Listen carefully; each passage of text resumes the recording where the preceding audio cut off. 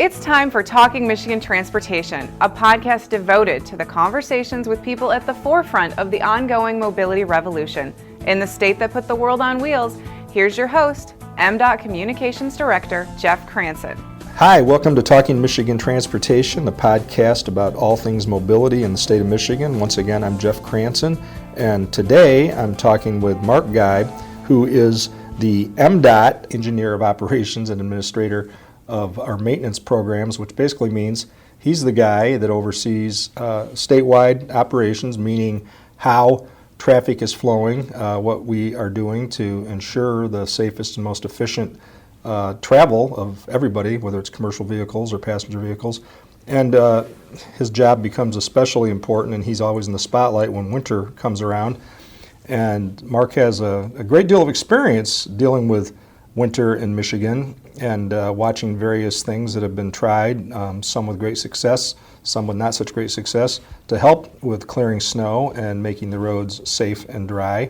Most recently, he's been dealing with legislation that would call for using beet juice as an additive or sometimes a substitute to salt and other things that we do to keep the roads clear in the winter. So Mark, thanks for being here. Thank you. So what's the most challenging aspect of your job? Well, we provide statewide support to all of our maintenance garages and to all the entities that we have contracts with, predominantly contract counties. And everybody does things a little different, and we kind of help with bringing out innovations to people and getting statewide consistency. And some people, sometimes in getting some statewide consistency and alignment, people want to do things in their own way, and which is great. But sometimes we have to have a little, reasonable uniformity in things that we know work and make sure that's happening. So that's probably one of the bigger challenges. Talk about contract agencies, because right out of the gate, assuming no knowledge on the part of the listener, they don't know that all those trucks plowing the roads don't belong to MDOT. Yes, that's right. Well, the way we do maintenance in Michigan is about 25% of all the maintenance is done by our own employees, and about 75% is done by the contract by contract counties or the road commissions around the state. And we contract with them, and they do our maintenance for us, and then we reimburse them for the work they do. And that's about efficiency and economies of scale? Like, yes, it is. Why do you need to have trucks out there if they already have trucks out there? Yes, and it's also about, we have some different methods the way we're doing things, and so, I think it brings us a little more diversity in how work's getting done, and sometimes we help each other out, too, when other people can use assistance from each other. No idea is above being borrowed, basically.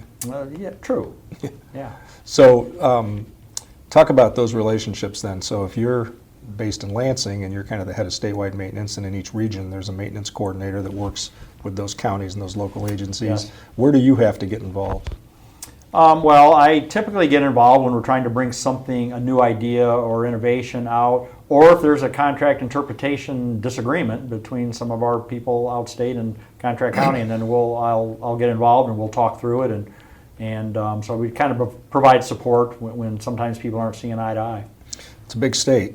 Yes, it is. You got to cover a lot of ground. Oh yeah. When you're talking about clearing snow in the western Upper Peninsula versus what it might be in southern Michigan. That's right. Southeast Michigan, the average snowfall in the winter is around 30 inches, and in the upper portion of the UP by Lake Superior, it's in the neighborhood of 280 inches. Yeah, almost 300. Yeah. So that's a huge difference. Yes. Well, so talk about some of those innovations. What have you seen in your time? How have things changed and for the better? Well, for the better, in the past 10 years, we're using wing plows that fold down from the side of the plows to be able to plow more snow. We're using tow plows where applicable, which is basically a big trailer being pulled behind a plow that also is a giant plow. And we can deploy that and plow twice as much snow at the same time. Which is all about efficiency for the driver. That's correct. Right. Clearing the roads faster so people can get to where they want to get as quickly as possible and as safely as possible. But we've done a lot of other things where we've gotten more efficient with how we use salt. We use computer programs that are taking in weather data and condition data of the pavement to give us kind of the best amounts of salt we ought to be putting down in any one given circumstance. We pre-wet salt in many parts of the state. We didn't always used to do that, which means the salt reacts a little quicker. It also stays on the road better, so we can put a little bit less down, and that's better for the environment, and that's better for the taxpayer because we save money. So in most simplest terms, by pre-wetting it, it's stickier when it goes down, so Correct. it doesn't bounce off the Just pavement. imagine dropping a piece of rock salt on the floor at your house, or a wet piece of rock salt. The wet one will stay down a little better. It doesn't make its way into the grass and That's correct. and directly into the water, No, whereas and- it's diluted some before it makes its way to the water. Exactly, and actually when we're salting roads, what we're asking that piece of salt to do is to turn into brine and to loosen up that ice that has stuck to the road. And so when we pre-wet it, it actually acts a little bit quicker and does the job a little bit faster. So there's a couple good reasons to do this. One, obviously, is because salt is expensive and it makes Yes. it go farther, but it's also an environmental concern. Absolutely, yep. So Those are the two main reasons right there. And those are some of the big questions we get going into each winter. Right. Some media outlets want to know, what are you guys doing to conserve salt?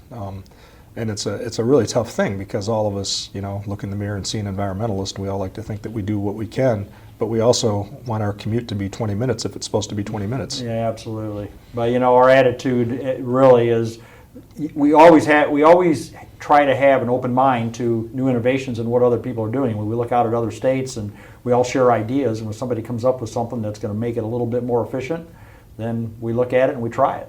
So that brings us to beet juice and agri products. Right now, specifically, there's a bill in the legislature that's Right. calling for the use of more beet juice, which is grown in Michigan, especially in the Thumb area, pretty heavily. Where do you see that going?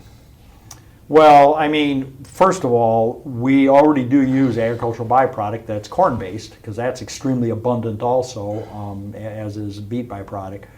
Where I see it going is, whatever the legislation is in its final form, we're going to do that. We've had some input in that, and we've worked with the legislators, and we're going to try anything. Beet juice has been used sparingly in the past, and it's, in the end, people need to understand that it's the salt, and sometimes we use a calcium chloride, that those do 99% of the work. The beet juice or a corn agricultural byproduct or some of the other agricultural byproducts are there. What they do is they do lower the temperature that we can put down material a little bit lower, so we get a little more flexibility. It helps things stick to the road a little better. We'll talk about that because that's one of the biggest complaints that I see on MDOT's Facebook page and that of other road agencies each year, especially when you get a really cold blast. When we get like a polar vortex, Right. like we had a few years ago. And when does salt cease to be effective? Well, untreated salt around 15 degrees, and then if we pre-wet it and use an agricultural byproduct, we can squeeze it down another 3 to 5 degrees or so. Well, It kind of depends. That could be a huge 3 to 5 degrees, though. Oh, it is, but we do have a lot of good parts of the winter that are below 10 degrees, 0 and below 0, and at that point, salt is just typically completely ineffective. In fact, it can do more harm than good because if it sits there and then you do end up getting a little bit of it working, and then it refreezes when it dilutes, and you can be producing ice on the road, and we do not want to do that. And what does salt do long-term to pavement? Well, it's deleterious to pavement. It does damage because it's a Deleterious. Yeah. So it does damage. It eats away at steel. It eats away at concrete, and eats away at our cars. And of course, a lot of people know that. That's where.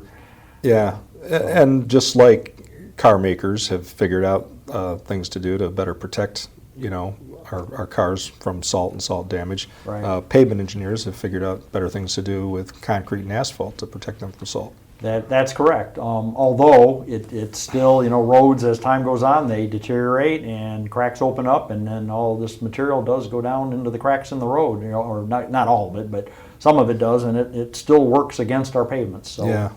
That's why another reason of which we mentioned earlier, why we have to be as prudent as possible with our use of salt. Yeah. So if beet juice, this bill is adopted, and we'll use it when appropriate and when we can, which is what the language is basically saying. It's not saying that nobody that's pushing this, including Senator Victory from Ottawa County, thinks that this is the panacea and this is going to completely replace salt. Right. They understand that this has to be one other tool in the toolbox, and it's something when appropriate.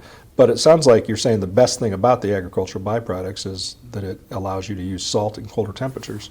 Yeah, that, and it does help prevent a little bit of corrosion. It's a little bit better on the equipment. and it does help it stick to the road a little bit better too. And what about the environmental impact, though? Well, because it helps us stick to the road a little bit better, in part we can use a little bit less salt, and then I think from what I've understood is it sort of buffers the effects of the sodium and calcium chloride. But when it makes its way into tributaries, it could be harder on aquatic life. That's what some states have concluded. I have heard that from other states and from other parts of the country. So yeah, everything has unintended consequences. That's true. Yes. You'll concede that point.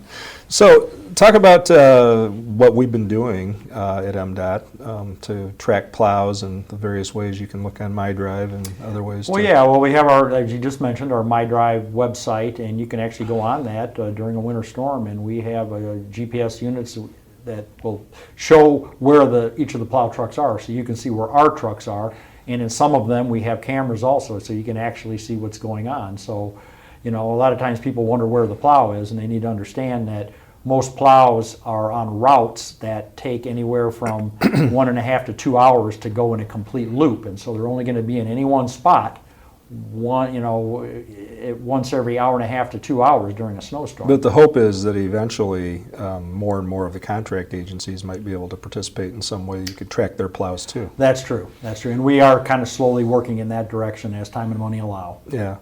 What do you see as the benefits of that, though? I mean, for some people, it's just curiosity. There's some accountability, but it helps us a little bit in managing when we can see where people are, and our supervisors and our maintenance facilities can kind of get a feel for where people are and if somebody needs to be shifted, because sometimes our snowstorms, as you know, we get lake effect. It comes harder in one area than another area, and so we can deploy people around a little bit if one area is getting hit harder than another, and you can see where the plows are, and you make decisions on where to put them more efficiently. Yeah, well, this early November storm that we experienced this year was a real man bites dog event, in that the eastern part of the state got more snow than the western part of the state. Yeah. It's very unusual. Yes, it is.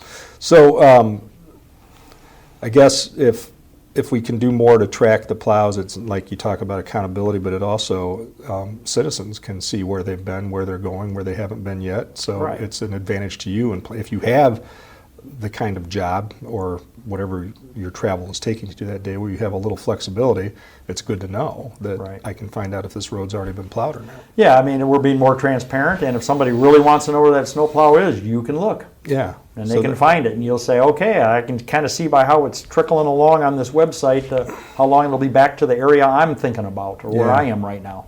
And talk a little bit about, part of the message every year, and you have tried to hammer this home, and you know these people that are really out there in the field doing the real work, but how important it is. They have families, they want to make it home too, and it's absolutely. Yeah, not only is it their jobs and what they're paid for, but they're professionals and they have families and they have friends, and they actually take an awful lot of ownership and pride in the work they do because they have a very vested interest in doing it right. Yeah, but when you tell people that the plow already slows me down, and then we're going to go even slower because we're going to try to conserve salt for other reasons, that we found can be more efficient in the long run, that slows drivers down even more. Yeah, and that's one of the reasons why we are working toward some of these other ideas and technologies, and so we don't have to slow down. Yeah. So when we get beyond winter, first I guess I should talk a little bit. Another innovation, something Michigan did just in the last couple of years, is go with the green lights on these vehicles, on plows. Right. And that was borrowed from other states. But, yes, it was. But there's research that shows that people pick that up better than amber lights. Yep, that's correct. Plus there's a little bit more. We had amber and white lights flashing before, and there's a green is a darker color that penetrates snow better. There's more contrast between white snow and a darker color. But it's probably too early for us to really say if that's made a noticeable difference in any safety kind of measure. Yeah, so far it's been just what people notice, and but most people are out there and they go, boy, you can see those green lights. And the other thing too is if you see a green light, it's a maintenance vehicle out there trying to do maintenance. Yeah. So it identifies it immediately. Trying to clear your road. Right, so well, I got a plow up ahead of me. So when you run into somebody, socially, whatever, and they ask what you do, how do you explain your job in just a couple sentences? It pretty much just provides statewide support for everything maintenance, from picking up litter to mowing roadsides to picking up dead animal carcasses to patching potholes and to doing winter maintenance, because winter maintenance is really the biggest thing we do. And that's mostly what you get called on to talk about. That's correct. Like today. Yes. Okay. Well, thanks, Mark, for doing this. You're very welcome. That's a wrap for this edition of Talking Michigan Transportation. Check out show notes and more on SoundCloud or by subscribing on Apple Podcasts.